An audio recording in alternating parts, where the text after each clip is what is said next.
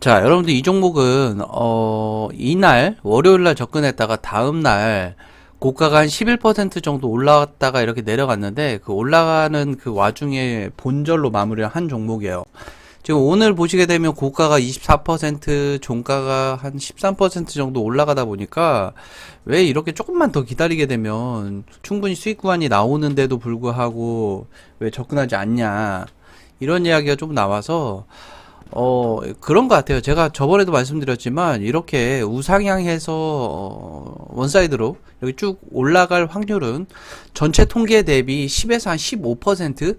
구간마다 조금 다르긴 하겠지만, 한 15에서 한 20% 구간까지 올라가는 건 한 20% 정도 돼요. 그런데, 50%, 막 이렇게 쭉, 상승할 확률은 10% 정도로 낮아져요. 그래서 제가 통상적으로 한 15% 정도라고 이야기를 하는데, 확률이 낮아요. 우리는, 이거는 제가 이야기하는 거는 종가 매매이긴 하지만, 사실 틱틱이라고 보시면 돼요. 틱틱이. 여러분들 틱틱이가 뭔지 아세요? 장중에 단타 스캘핑 하는 매매를 우리가 일반적으로 틱틱이라고 하는데, 이거는 종가로 접근하긴 하지만, 한 2%에서 3% 구간에서 자르기 때문에, 왜 그러냐면 그래야 손절도 짧게 나가요.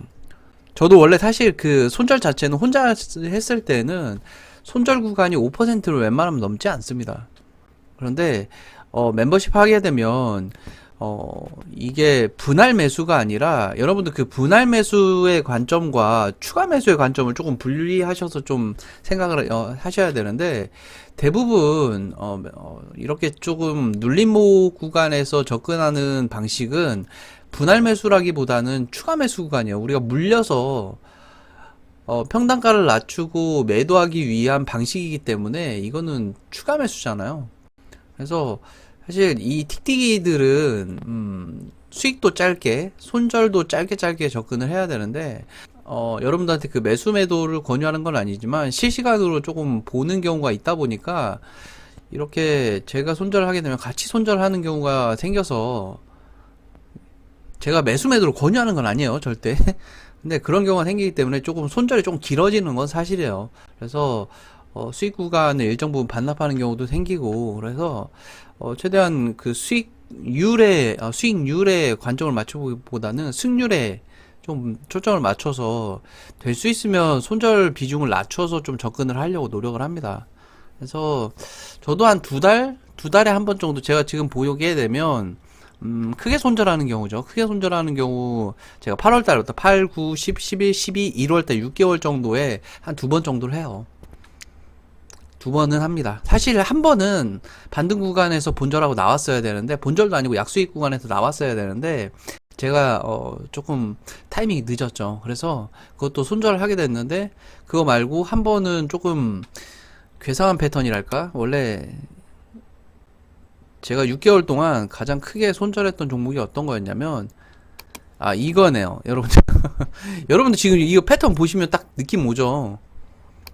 제가 여기 종가에 접근을 해서, 사실 여기서 추가 매수하고 이 구간에서 매도를 해야 돼요. 매도를 해야 되는데, 수익 구간 조금 길게 보려고 추가 매수 자체도 조금 늦었고, 원래 전체적인 통계상으로 봤을 때는 저가 구간에서 추가 매수를 하기 때문에, 근데 여기서 지금 반등 구간 한번 나오잖아요.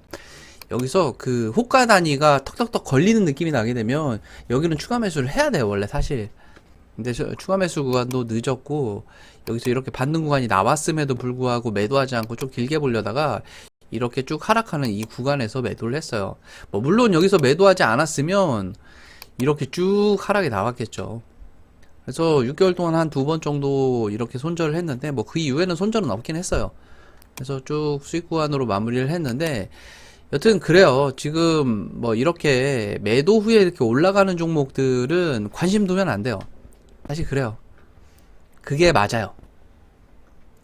그리고 어제 제가 또 한 종목 매수를 했는데, 제가 매수한 이후에, 어제 영상 보시면 아시겠지만, 매수한 이후에 한 3% 구간 상승 후에 종가가 형성이 됐어요. 그래서 종가에서 매도를 하게 되더라도 한 3.5%, 4% 가까이 수익 구간이 나오고, 시간 외 구간에서 한 4%가 다시 빠져요. 자, 여러분들, 여기 보시게 되면 이 종목 역시 볼린저 밴드 구간을 뚫고 올라가서 중심선이 이렇게 벗어난 종목이에요. 그래서 여기서 추가 매수하지 않습니다. 어차피 그 진입가 자체가 낮기 때문에 여기 이 구간에서 한 2.5% 구간에서 수익 마무리를 했고요.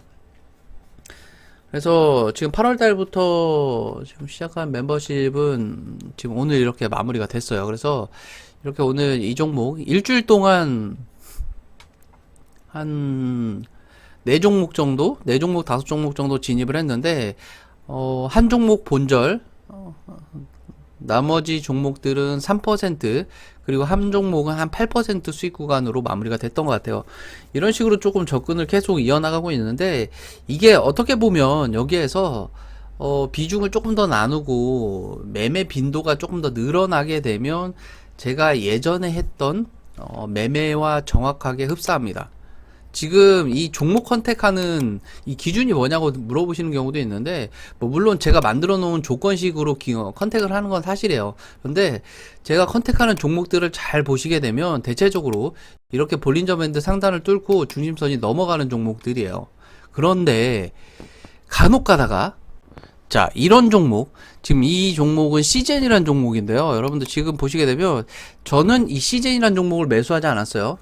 자, 여러분들 시젠과 상부가 같이 떴는데 제가 상부를 접근을 하고 시젠을 접근하지 않은 가장 큰 이유가 뭐냐면 이전에 이 봉이에요. 음봉으로 이렇게 뭐 물량을 그렇게 많이 쏟아낸 구간은 아니지만 음봉으로 윗꼬리 달고 이렇게 쭉 내려온 이 봉이 출현을 했기 때문에 기준봉 잡기 전에 출현을 했기 때문에 접근하지 않은 거예요.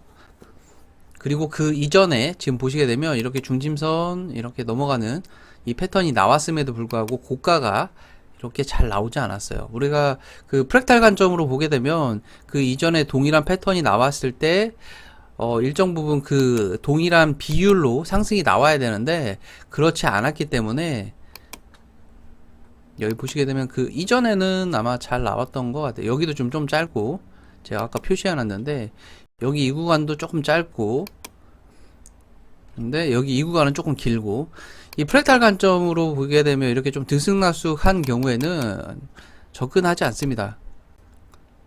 그리고 그 이전에 보게 되면 여기도 음봉에 위아래 꼬리 달고 막 이렇게 나오긴 하지만 대부분의 패턴이 거래량이 그렇게 크게 수반되지 않습니다. 여기도 지금 보시게 되면 거래량이 190만 주? 뭐 물론 가격대가 있기 때문에 거래 대금으로 보면 좀 큰 편이긴 하지만 잘 접근 안 해요. 이런 패턴들은. 그래서 배저할 만한 사유가 좀 나와서 이 종목보다는 상부가 좀 낫겠다 싶었는데 상부 역시 한 6% 정도 마이너스 구간 나왔다가 다음날 11% 상승이 나와서 수익 구간으로 마무리가 된 거죠. 그래서 이런 식이에요. 이런 식으로.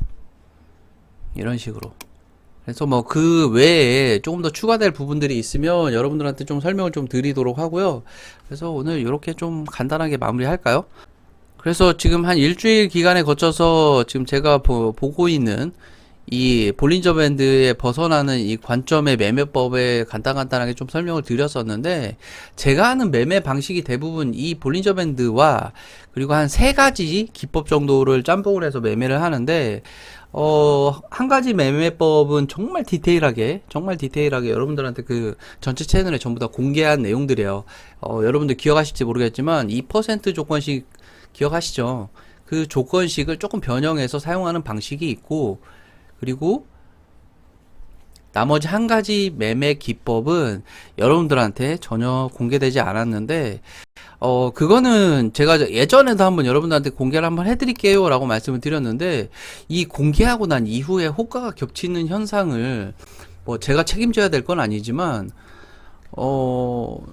제가 제 생각만 가지고 여러분들한테 공개해드리고 난 이후에 결과가 좋지 않아지는 경우가 굉장히 많아서 이거는 조금 고민을 하고 있는 거예요. 그래서 제가 가장 조금 후회됐던 게 정말 좋은 조건식을 만들어서 그거를 전체 공개나 아니면 일부 공개를 돌리다 보면 대부분 호가가 겹치고 수익률이나 수익률이 떨어지는 경우를 간혹 보게 되는데 조건식을 만들게 되면 될 수 있으면 2명 미만으로 제가 공개를 해드리도록 할게요.